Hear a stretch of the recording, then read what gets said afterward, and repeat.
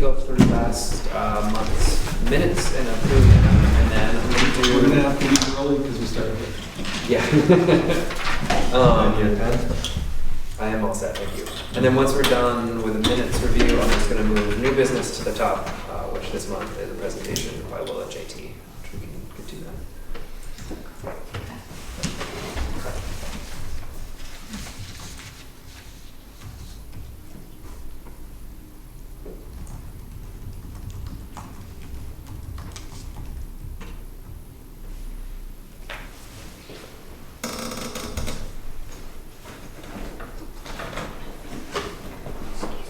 Oh yeah, sorry.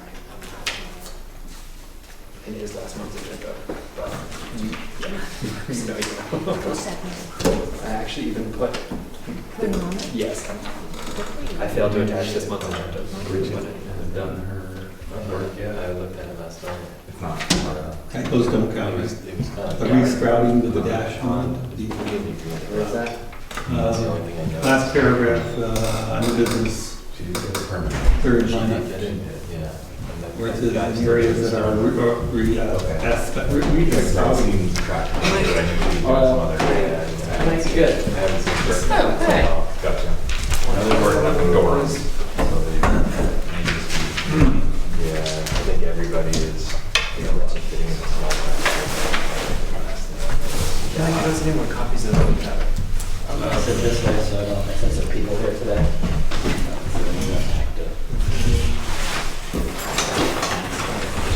Any changes to last month's besides the typo? Says a typo, I don't see it. Did everybody reach back into the list of the past we were all there last week? Last month? I was. I was here, Mike was. Were you here last month? Ken was definitely here last month. We were all here. We were all here. And Al Pete, we were all here last month. Okay. Motley crew.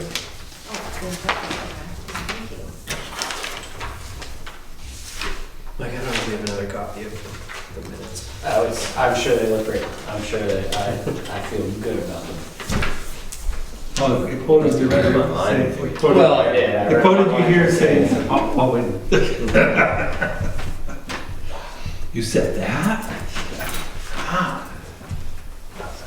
Out on Express with some info. Were you teaching topography today? Station topography, yes. Yeah, it's got the, You got got the the modern. modern tattoos. Yeah, That's that's funny. so tribal. Yeah.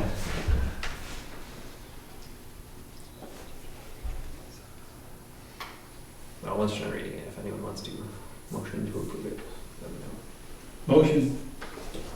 Any seconds to approve them? I'll As written? second that. All in favor to approve them as written, with minus the typo? Aye. Alright, accept the minutes for last month. Done. Great. And the new business is, Will Abbott and JT, I forgot your last name. JT Horn. JT Horn, to discuss a potential Dundee community forest. And I don't know if you want to have more of an introduction than that. That's great. So, And I think you know everyone or have met everyone. at this Yeah. point. All right. excellent. So there's a larger blow up of a map right behind you on the side table, but there's also a smaller map that's in there no doubt. So,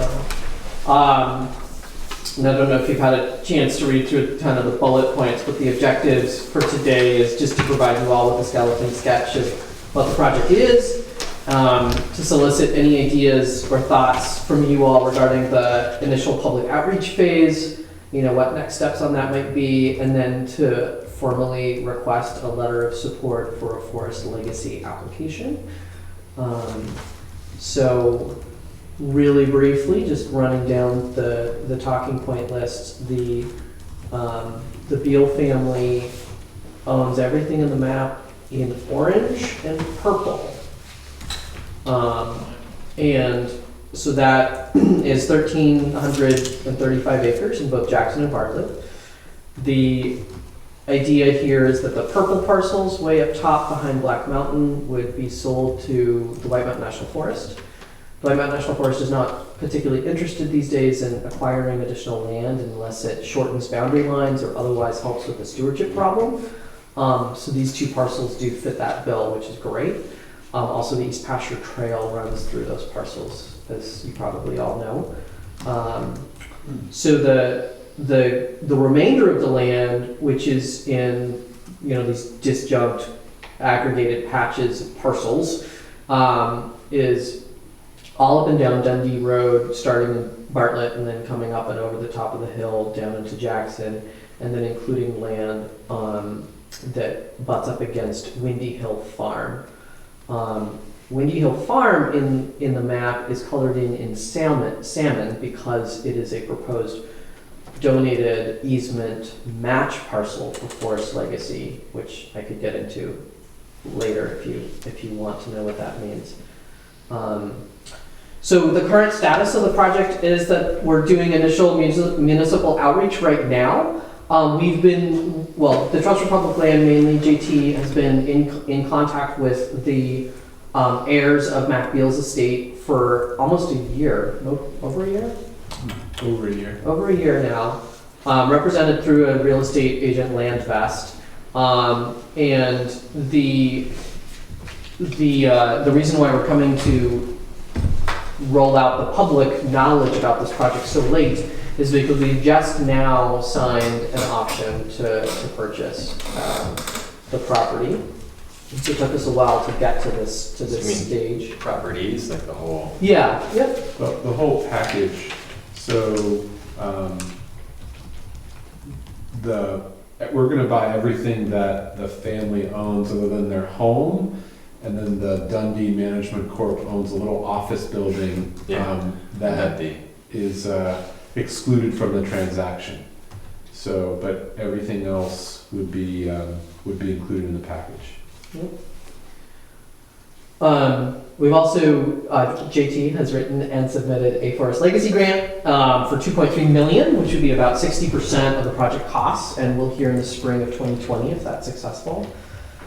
So the Trust for Public Land, JT's organization, if you're not familiar, is a national nonprofit that facilitates large conservation purchases like this. They typically don't hold an interest in land. My organization, the Upper Saco Valley Land Trust, which most of you are familiar with, holds both fee properties as well as, and when I say fee property, just land that we own ourselves, that we manage as a preserve, and we also hold a lot of conservation easements. This is a unique property because of the Forest Legacy grant application. If we get that money, there will be an easement that is held by the state of New Hampshire. So that's one of the requirements of the Forest Legacy program. And then the Upper Saco Valley Land Trust would own the land and fee. But we're hoping to manage it very similarly to the way we've been managing the Pine Hill Community Forest in Conway. So with a collaborative structure, an advisory committee, and an MOU. The MOU for the property in Conway, the MOU is between my organization and the town of Conway. That MOU basically is the foundational document that helps support the advisory committee. The advisory committee is comprised of members of my organization, the town of Conway, from the select board, the Conservation Commission, the school board, Mountain Meadow Riders Snowmobile Trail Club, members of the Rec Path Committee, et cetera, et cetera. So we tried to really make the circle wide and get as many of the stakeholders into that advisory committee as we could. We're anticipating a similar structure for this because you can think of it as a town forest, except for the fact that it's not in one town, it's in two towns. So hence the rationale for USVLT owning it, but with representation from both towns for its future management and use. Already went into point 3C on the handout, which is the fact that the Forest Service will purchase those other lands up top. And 3D is again the fact that the state of New Hampshire will hold a conservation easement on it. So yeah, I think a lot of you may have heard about this project. It's a small community, and I think part of us being here right now is also to frankly get in front of the rumor mill and to let everybody know that this is going to be a very long process. The Forest Legacy grant application now goes up for federal review in December and January, and we will hear we got funding early next spring, but the money won't be obligated until next fall, and then we have to raise the other 40% of the project costs. So we're looking at a very long time horizon up to 2021. So I wanted everybody to just be aware of the fact that we're at the very beginning stages of kind of structuring what the community forest might look like, who the players might be, and also I wanted to hear from the community about the community's concerns before we really make any hard and fast rules about what could or could not be allowed on this property. And then maybe JT, do you want to speak about kind of your conversations with Mac Beals, Ayers, and Sure. yeah. So just again, by way of introduction, with the Trust for Public Land, we're based out of California, but have a local office in Montpelier, Vermont, which is where I work. But I cover most of our work in New Hampshire. And we work a lot with very large, complicated conservation transactions. We kind of specialize in the bigger ones.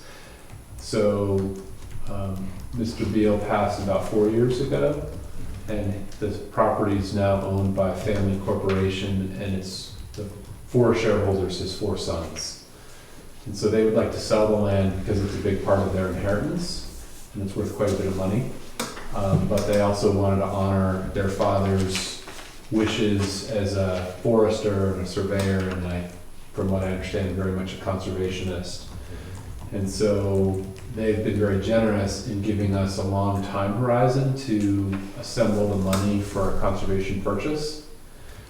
And so we expect we are kind of in a community rollout mode this fall, and then we'll be in a fundraising mode for the next 2 years in order to raise the money to buy all of this. And if we're successful in raising the money, it could then be a community asset.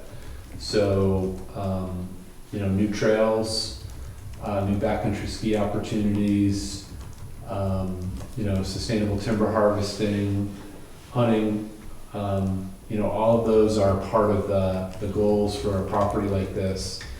And having community representation in the management structure is really important to us, because we want to feel like in doing, a 2.5-year project and raising several $1 million that the community benefits. And so we felt really good about partnering with Upper Saco Valley Land Trust because they seem to be very community focused, and the Pine Hill project down by the high school seems like a really model project in that it includes this multi-stakeholder kind of setup. So we're pretty enthused. And we're, but we're in a mode of kind of like just beginning the public phase of what's likely to be a 2-year process.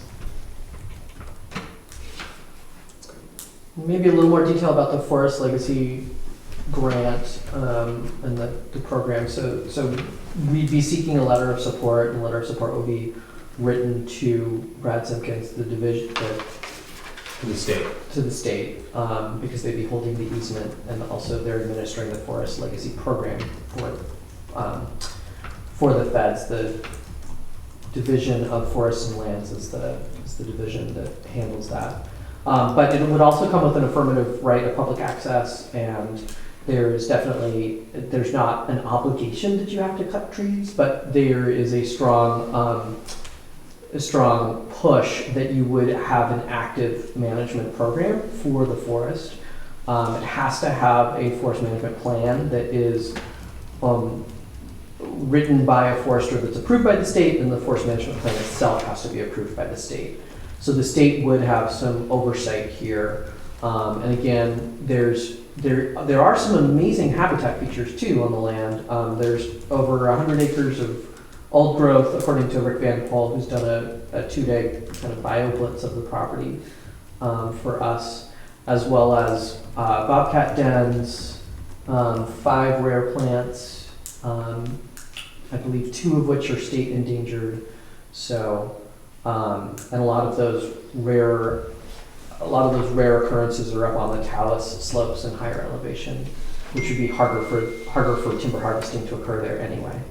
So really a lot of multiple uses, but it would be active working lands.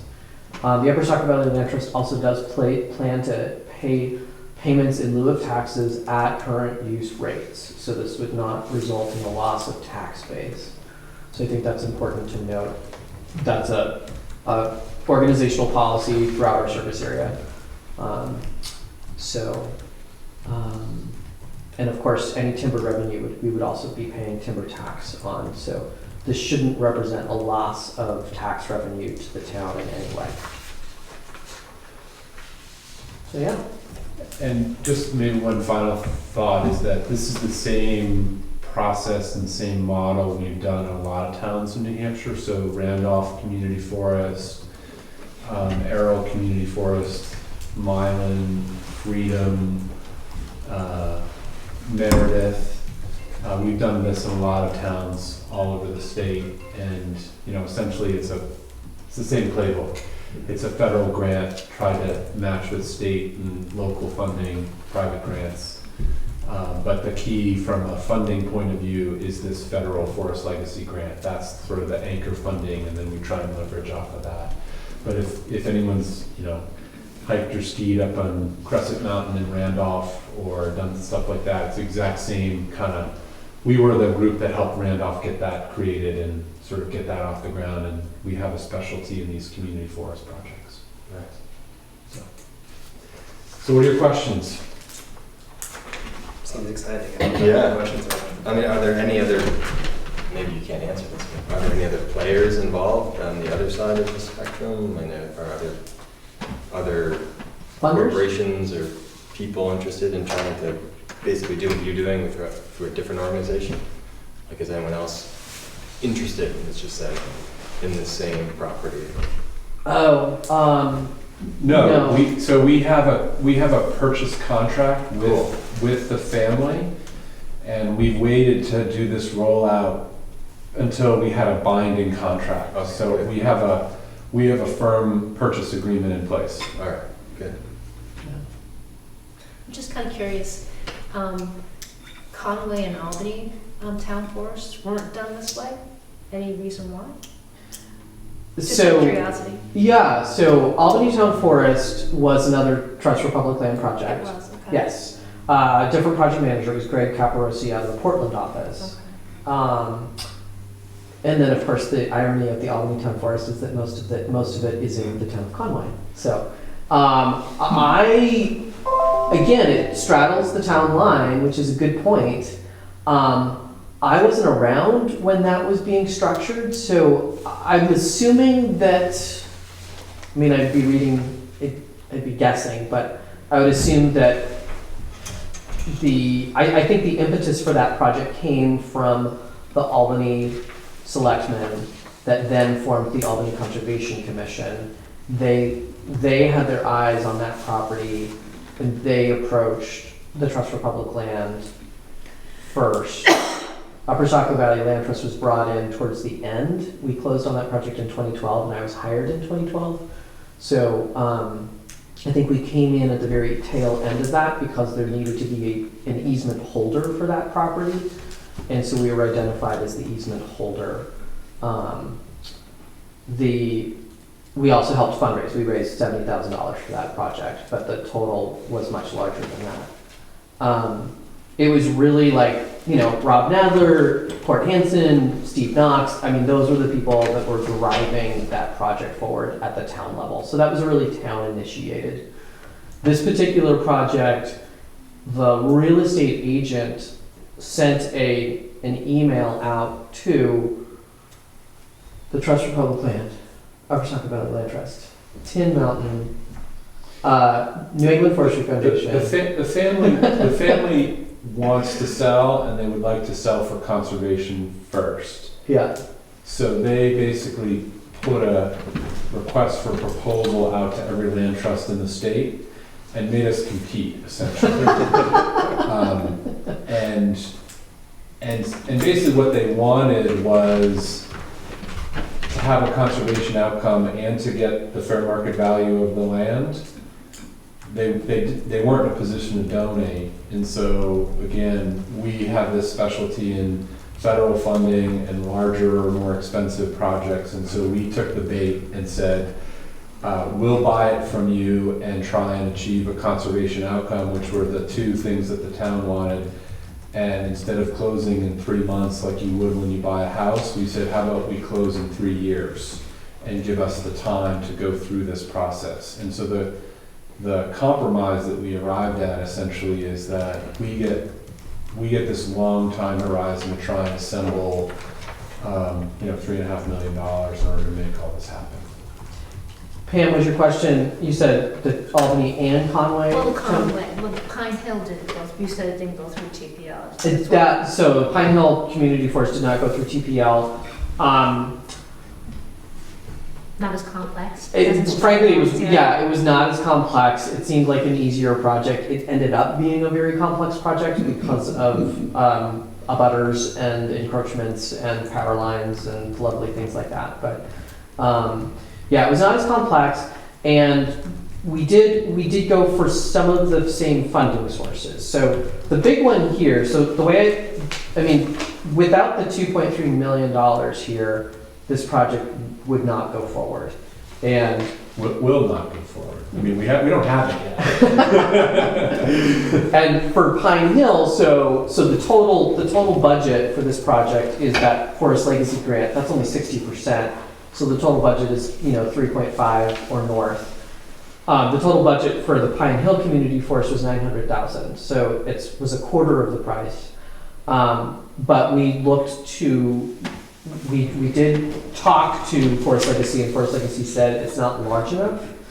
Really, I think 1,000 acres is kind of the mental cutoff for whether or not folks would consider a Forest Legacy application.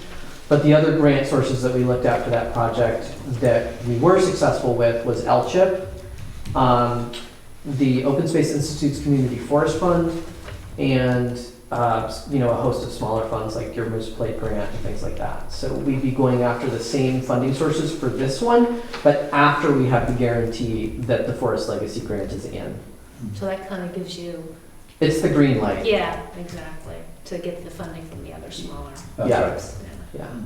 Yeah. So I see recreation, ecology, economic benefits, and this is just because I have a personal vested in this, but I don't see anything on education and maybe like outreach engagements. That's why that's a rough draft, and I'm so glad you pointed that And out. so I'm just noticing that that middle parcel shares a boundary line with Tin Rockwell Mountain. Tin Mountain Sanctuary. So I'm sure someone at a pay grade above me is aware that this is happening, and this would be a great partnership for our local environmental education ones. Lori was on that original email that was sent out to all the potential, the folks to garner information. But yeah, so connectivity between the Doublehead Trail System and the Tin Mountain Trail System is huge. It is. I have a vision. We're also requesting one reserved right use in the Forest Legacy easement that would allow for a Adirondack structure or similar backcountry, campground area.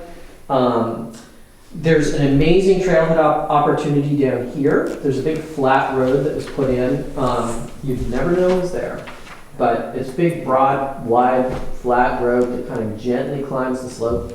It's a beautiful forest access road. It's also a great trailhead location. So, my vision, William Abbott's vision, is trailhead, some sort of linkage across the gaps with trail easements, with a side branch that goes up to the top of Thorn Mountain, and then the trail system would continue up, and then you'd access both Tin Mountain's land as well as the Doublehead area. Sweet. And then backcountry skiing on maybe some of the northerly or westerly facing slopes if suitable.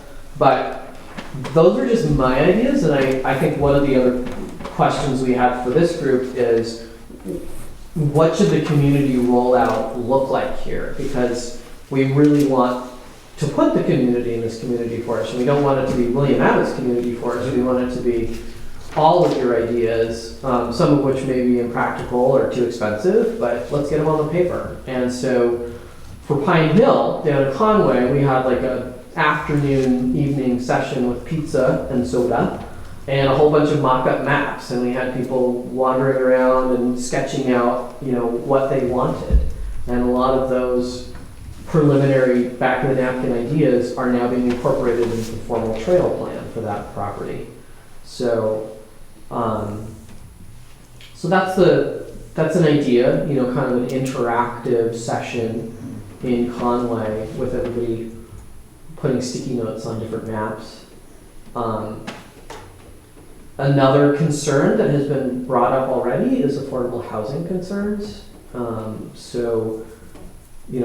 Is any of this land suitable for affordable housing? Should that be a consideration? If that were the case, we would want to carve out some excluded areas that would be left outside of the conservation easement so that they could be sold separately and not subject to the restrictions. So those are all big outstanding question marks for us, and we're wondering if you all have any insights about that. Yeah, one of the questions I had, and it's related to the affordable housing, but as an overall question, and that is that are there any structures or improvements on the property currently? Yes, and they're about to be torn down. And if so, are any of those the kind of thing that might be a potential for affordable housing, that sort of thing? Is say like you have a flat road kind of deal, or some sort of property that's more amenable to a development process that could occur. So the structures, the Ham and Dame lots up here, again, that same block of conservation land that butts up against Two Mountains there, those have, one of them has containers. Yeah, there's On it. one of them has an abandoned shed and 2 shipping containers, and another one has an abandoned old Cape house that's a wreck. And And so Ann Bennett, who you met earlier today, Yeah. she got married in that garden. Well, the house is not salvageable. Let's just say that. Yeah. And the other thing is that section of road, it has over a mile of frontage on Dundee Road, but it's the section that gets gated in the spring. And so we, as non-Jackson residents, have thought that's a problem if you were to try and locate housing up there because of the seasonality of that road and getting a school bus down that road, certain times of the year and things like that. The other parts of the property that have good frontage, which are more down towards Black Mountain in that area. There's some good frontage there, but it's pretty limited. There's small pieces of frontage that have kind of key access to what goes on out in the rest of the property. So it's not a great fit for housing. I mean, I think if that came out of the community conversation, that was something that you all wanted to see, we're open-minded about it, but just the physical constraints about where you have access and where you have frontage and things like that, it doesn't seem like it lends itself to that kind of an outcome. The other question I had was, I'm not sure about some of your other acquisitions and how you worked that, but it seems that this one is a little here, a little there, and it may be somewhat different than some of your acquisitions where it's one siting.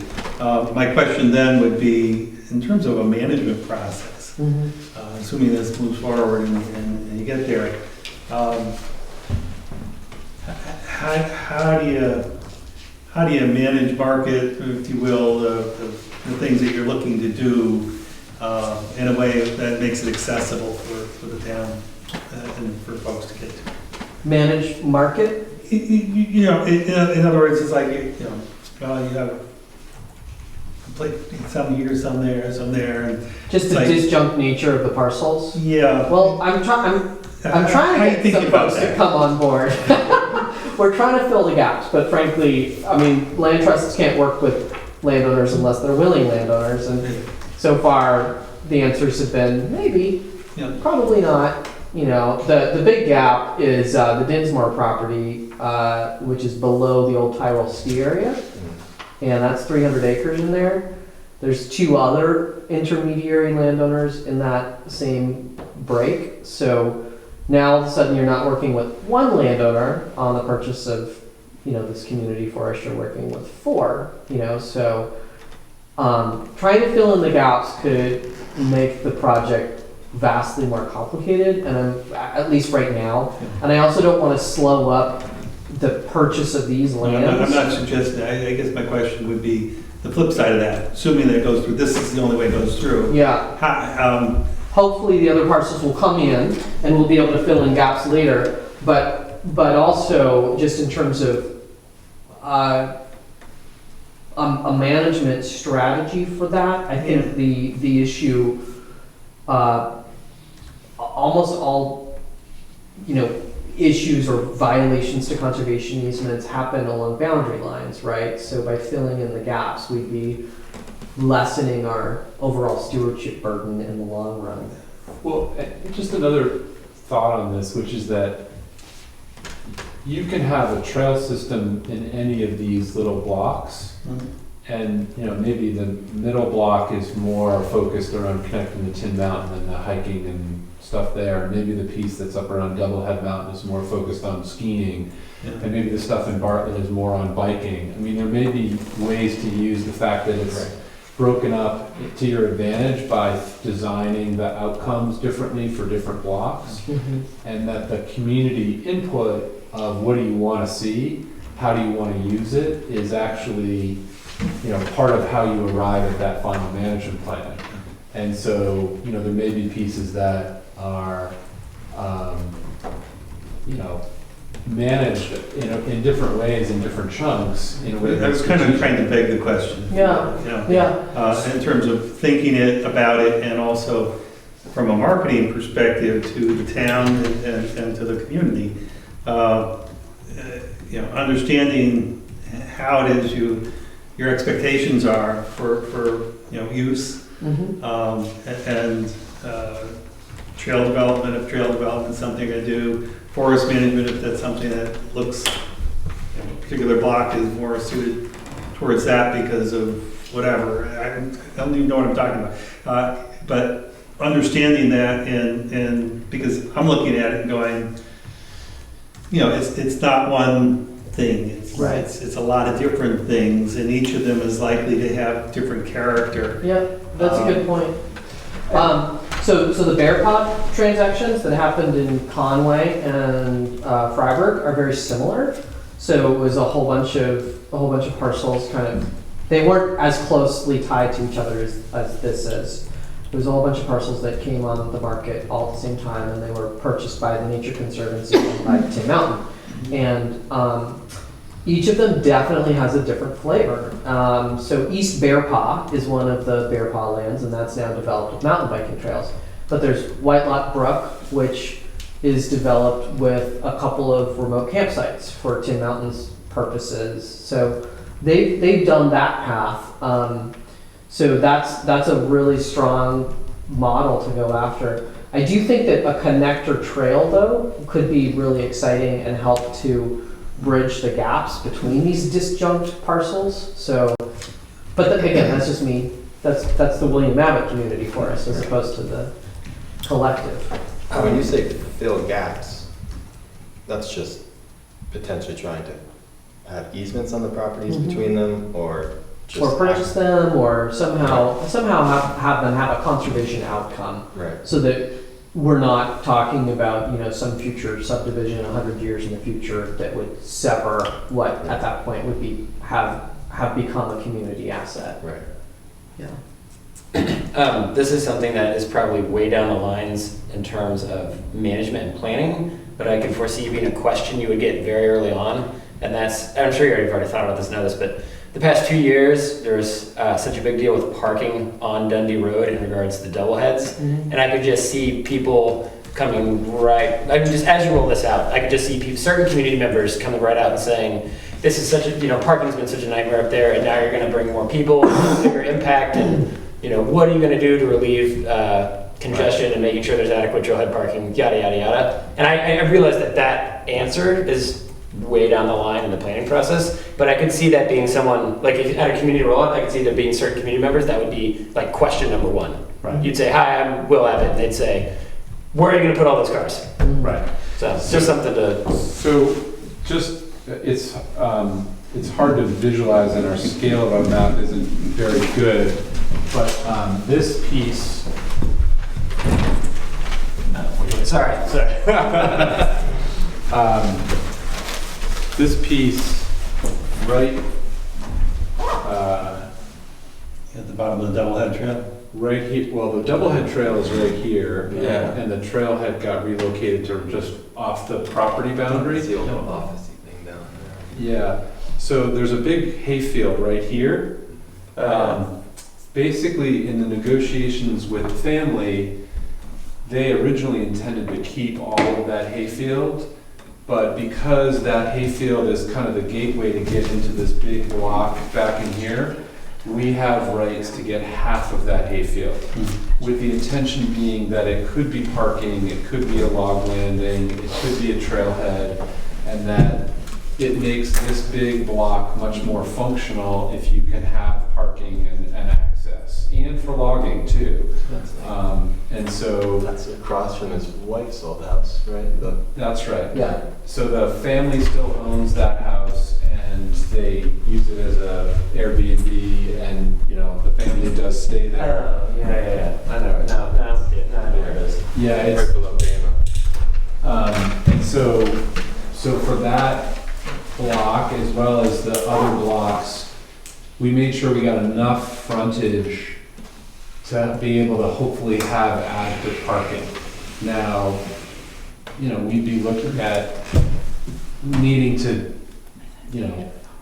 build trails, build gravel parking lots, build kiosks. I mean, there's a lot to all of this that probably happens in the years after the acquisition is complete. But in terms of designing the project, in terms of what we're buying, we tried to get frontage wherever we could to give the land trust and the community options to have, access and not have those kind of neighborhood issues with parking. That's good. Yeah, and I just, like I said, it's been such a deal the past 2 years that I could see that would be.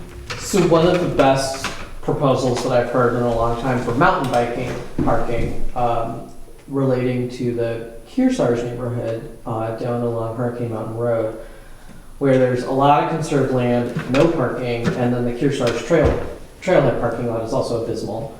And anyway, it looks like this is all preliminary, and maybe I'm talking out of school, being recorded. But it looks like Cranmore will be allowing a connector trail going from the Cranmore parking lot up to the water tank off of Kearsarge. So that, or off of Hurricane Mountain Road. So that alone would alleviate a huge amount of parking pressure, at least from the mountain biking crowd, on people that currently park along Hurricane Mountain Road. So that's a sort of like creative solution that I'd be looking for as well. So, could we, maybe there's excess parking at Black Mountain, and maybe we could be thinking way down the line again, Mike, but, years down the line, could we create a mountain biking system where we could use an existing dirt parking lot that's not being used in summertime and get people up onto this property from that location? It's not as close as Cranmore is, the Cranmore example is a good one, but not identical. But what about Windy Hill? Use it in the wintertime, parking for the trails there. Yeah, that's a good idea too. Yeah, it's part of that. I mean, So I'm a strong advocate for not creating parking if we don't need to create parking, and collaborating with existing owners, so. But I mean, this whole Dundee Community Forest could move forward even if mountain biking trails don't get built. Right, Right? I mean, of course, it's not of course. Yeah, the only It's about requirements are that it has to be open to hunting and hiking and fishing, and that it has to have an active timber program. Right. The rest is gonna be up to all of you. Right. So if you want, designated trails, we would like to see you guys empowered to have a say in how the property is gonna be used. So backcountry skiing, mountain biking, horseback riding, cross-country skiing, like all of that stuff is on the table, but it's not required. It is essentially an opportunity. What's required is that you be able to go walk around and hunt and fish, and that there's an expectation that these are working lands with an active timber program. Right. Any of the properties have any Jackson ski touring trails on them currently? The northerly lots that are going up to the National Forest are the only two. And so Ken, who serves on your commission, helped me get in touch with the Jackson Ski Touring folks, because he's on the board there too. As in mine. And you all have written a letter of support for the National Forest to acquire that northerly piece. Right. Just gonna check in. Yeah. So that's on a different funding path, because it's a different acquisition structure. Yeah. So we've applied, the White Mountain National Forest has applied within the National Forest pool to get on the list for in-holding money. That's on a completely separate track, but we feel pretty good about that one as well. And that one's only 160 something acres, and so from a dollars, and it doesn't have public access and frontage the way these other lots do, so that one's a lot cheaper. And it will probably just happen through a little in-holding fund that the National Forest has. When the ownership changes, will the parcels just remain as they are on the tax map, that sort of thing, or is that the current plan? That's the current plan. So the conservation easement would essentially overlay 16 parcels, and the parcels would just stay as lots of record. Is there anything that would be prohibited under the TPL plan? Like, Yeah, I'm so thinking you mentioning about motorized vehicles and, that sort of thing. Right, so what's prohibited is development, mining, timber or, resource extraction that's abusive or not in compliance with your management plan. And then motorized is left at the discretion of the landowner. So on these other easements, for example, up in Errol, on their community forest, they have an ATV trail that's like a through route that's also a snowmobile route in the winter. Randolph has snowmobiling but not ATVing. It's left to the discretion of the landowner, which in this case would be the Upper Saco Valley Land Trust and inputs from the two towns. And so we don't prejudge that, and the state doesn't prejudge it, but if you're gonna have motorized use, there's also very high standards for how those trails are designed and built, et cetera. But since this doesn't connect to any of the existing motorized trail networks, I don't think there's likely a huge desire or demand the way there are in some of the other parts further north. I've got to run, guys, but this is great. And can you just let the board know what the specific next steps that would be, I guess, with that letter and the details of that, or if we'd be... Yeah, we'll send you a template. Okay. So, and the email address that we should send the template to? That same, Okay, great. That's the best one. Yeah, so I was gonna say, what we'd love to get out of this is enough of an endorsement that you feel comfortable signing that letter in the next few weeks. Okay. And so I don't know if you need to do a quick vote or And is anything. it, that's true, we could do that. And is the letter different if it's from the Conservation Commission or like the select board? Will you be going to the select board also, or? I make a motion to authorize the chair to send a letter for endorsing the project. Any seconds? All in favor? Any- Thank you, guys. All right, I'm gonna run. Great. Thank you. Now you Carry can- on. So we'll follow up with the template Okay. and Great. that we'll also do a briefing for the select board at some point, but we Okay. wanted to start with you guys and then Yeah, we'll go to them. okay. I think we're good. That's great. Yeah, that's great. Yeah, my one thought on the long-term thing is there's a lot of trail networks out there that aren't connected. And if somehow the advisory board in the long term could piece it all together, that'd be kind of neat, Mhm. you know. Connectors. Yep. Yep. Supposedly there's like a town right away on one of those parcels that we won't have to like fight to be. Wouldn't that be awesome? Just send a The right old, right through the there. old road to Chatham? Yes. Yeah, exactly. Yeah. Great. Nice to meet you, John. Stick the right path right on the side. There, it's downhill all the way over. So something like exclusion areas or the possibility for exclusion areas for something like affordable housing, that wouldn't be unattractive to the Forest Legacy program, or would that be completely separate from the application for the Forest Legacy program? Are the uses that are proposed kind of after the fact, or do you kind of propose all that information when you submit the application for? So we submitted to put the whole property in conservation, but we also said we're just beginning our community rollout. And if something came out of the community rollout process where the community input was such that we wanted to tinker with boundaries, we sort of reserve some latitude to do that. But I think we're talking about an acre or two, not 100 acres. And so if there was a strong desire that you wanted to see affordable housing, or you wanted to see something that involved building, a new library or some other community purpose, I think we're open-minded and willing to listen. But it sort of has to be kind of at the edges, not in the core of the property. Right. Right, and a lot of this is not amenable to Thornhill Road. any kind of development anyway, so it would really have to be something that, when you take a look at it and said, yeah, that would make a heck of a lot of sense. Yeah. And I'm not sure for most of it, and I don't know the properties well, but just looking at it, it wouldn't make a lot of sense. Yeah. Yeah, I mean, I think this is something, now that you guys have a map, go take a drive on Dundee Road and go kind of poke around in the woods and do whatever, none of it's posted land.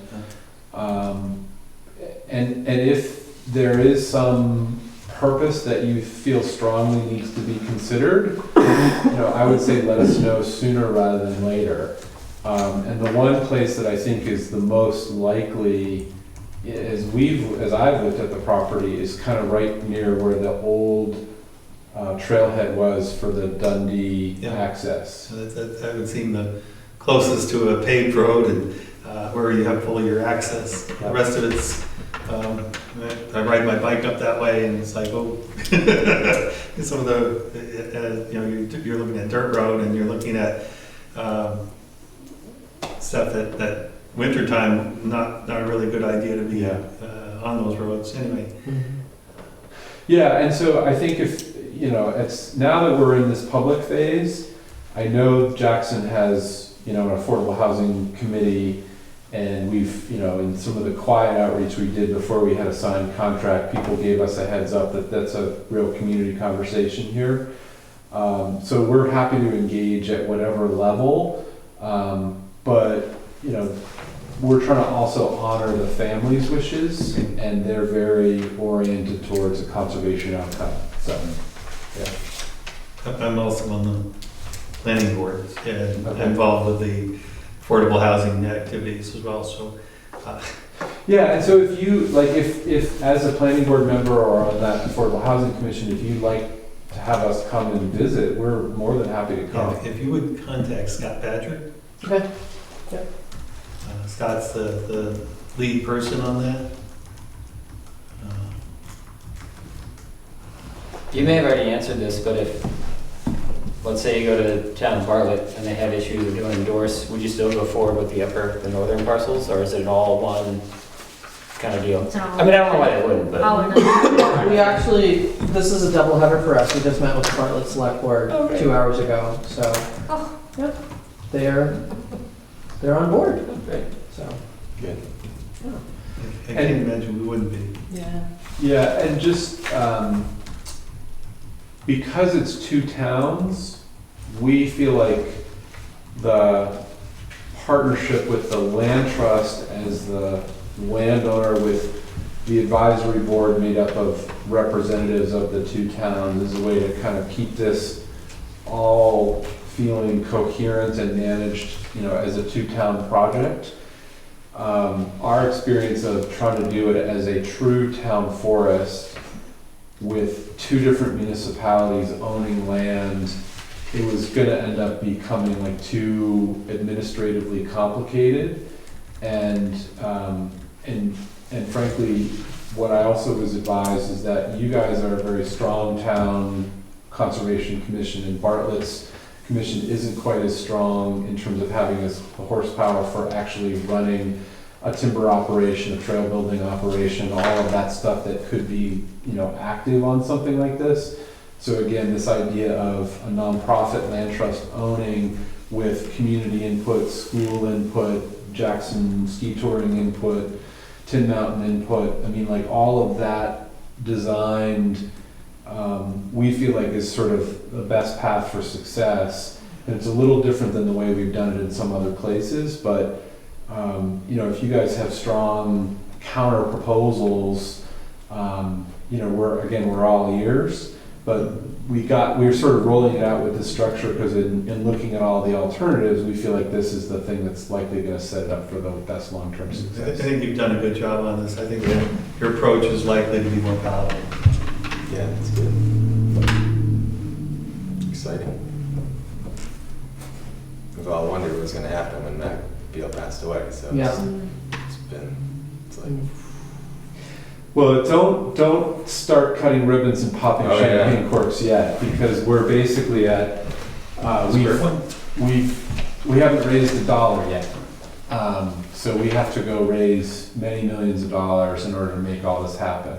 The good news is we have time on our side, but in rolling this out, it should be rolled out as an opportunity, not a fait accompli. You know, we're always hesitant to sort of claim victory until we've actually recorded something at the Registry of Deeds. yeah. And think of this as, we've done the behind the scenes work to feel confident in coming out into the open, but we're coming out into the open essentially at the beginning of what will become a community support campaign, both for community engagement and getting involved, and community fundraising to help us, you know, hit the financial goal.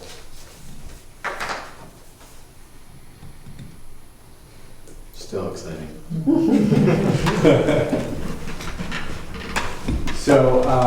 So we can follow up with your chair on a letter of support, and we will follow up with the Affordable Housing Committee. And since there haven't been huge objections, we'll keep rolling on, you know, the federal grants and all of that stuff, and we'll hopefully stay in touch as the project unfolds. Excellent. Thank you very much. Thank you. Thank you. very much. Thank you. Appreciate it. Hey, well, has Lori mentioned anything to you about some of the work I'm doing with Kent High School on the Campbell property? She mentioned it in passing when we were doing the trail assessment for it. I was just thinking, you might be just mail send you an email, maybe we should just get help with marketing, communications, publications. absolutely. We've been doing a lot of science on it. Yeah. We've been doing a lot of cool stuff in Yeah, the past 2 years, so I just don't know if you've heard about it, would be interested in developing about it. So, absolutely, I would be. and have you all decided where that trail is gonna run through that area? So I'm strongly leaning towards the top of the ravine. Okay. I mean, that ravine, have you been down? I've spent 3 weeks taking kids, the beginning of this year, we took kids down there pretty much the first 3 weeks. Phenomenal. It's awesome, it's beautiful, so, okay. So that's my vote. Larry Garland wants it on the other side still, so. We'll probably do a circumferential trail around the high school. Okay. And we could branch south and back. Okay. All right, well, I want to, because I'm working with an independent study, we're developing some interpretive materials based on that ravine. And so I want to try and have them be as close to where I think that trail's going to be as possible. Thank you very much Okay, for coming. so top of Appreciate it. it. Oh, Top bank. Yeah, it's like having us. Should we go back home tonight? Doug or flagged it. stick Okay. around? Blue road. No, If go I back home. access it kind of off the baseball field, Oh, like there you go. where the That's- stands are, is that like the Yeah. easiest way to get to that section where the It's, trails are? part of the Okay. job, and Cool, I think it's going to be actually way better it's- than taking kids, which is awesome. you know, I have White Mountains that I work Thank for see like Thanks. a million years ago. Right. And so it's actually fun to have a project kind of Oh, in that's place good. that's Come still, back around, yeah. And I still have a lot of friends in the area too. That's so. great. Yeah. Thank you both very Where did you much. work? Welcome back. You look familiar. Thank you. I was around Pinkham in the mid-90s.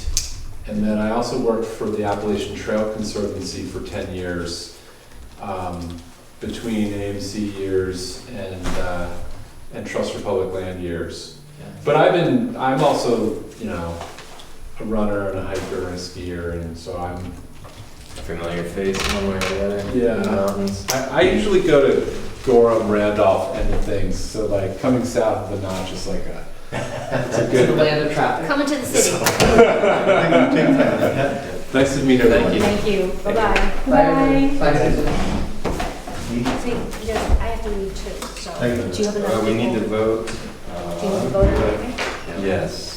We need to vote to pay for the mowing. And we also need to vote to pay our annual dues for $250 for the National Association of Conservation Commissions. Okay, I make a motion to pay the dues for the National Association of Conservation Conservation Commissions. Commissions. I second that. All those in favor? Aye. Aye. What was the second one? The second one is for mowing. Is that mowing up at Prospect? It's a little vague here. It's, Somebody It's the else only should, place to somebody go. else should make. it says mowing, that's The $1,600. hybrid is on. Oh, of course it is. Do you want me to Thanks. zap it off? Would you? Yeah. Just turn the key off. It says $1,600 to highway CC. Somebody needs to make a motion other than. $1,600 to highway? Highway To the highway department? CC if needed. Oh, if needed, so the highway department does it unless they can't do it, Right, then then it's we pay. $1,600, yeah. We pay Davis. Davis. So, guess we'll just make a motion to mow, for $1,600 unless the highway department can do covers it, it. yeah. I'll second That's that. nice and clear. Okay. All those in favor? Aye. We're probably slipping a couple good ones for ourselves. So $1,500 to Jeff, $50. No, I don't like That's all I have for us to go over, unless we have any new you. business. Not well, Can kind we of back up personal just a chat. little bit? I was Yep. distracted by my car going dead. So we Oh, We voted to pay the $250 for the National Association of Conservation Commission. It's our membership dues. National Council? Association. The New Hampshire Association, of Conservation Commissions. The NHCC. Oh, okay. NHACC. And then motion to pay So this one's a little bit more confusing. 1,600 or 1,500? $1,600 To some mowing person for mowing at Prospect Farm at Prospect Farm. unless the highway department picks that up. Gotcha. The Either highway can do department, it as or in the out of their town. budget. Contingent upon. Basically, we've authorized an amount up to $1,600 for mowing for Prospect Farm in the event that's required. And maybe we should bounce that back off Tom before that goes into the official minutes, because I made an arrow here connecting that and he did not.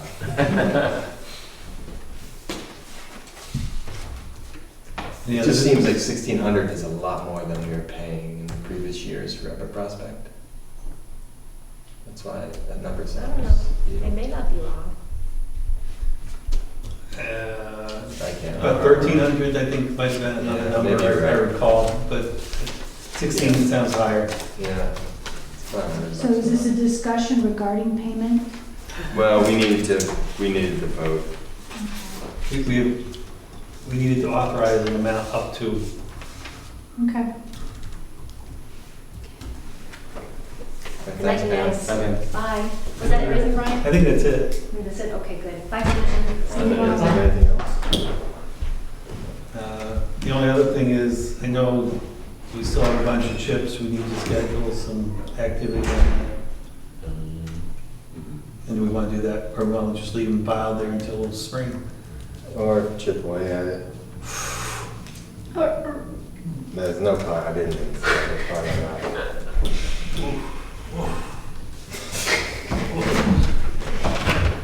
I'm glad I'm sitting over here. Yeah. Anything else from you guys? 6:35. Motion to adjourn this meeting. Motion to adjourn? Second. All those in favor? Mhm. This is cool. This is.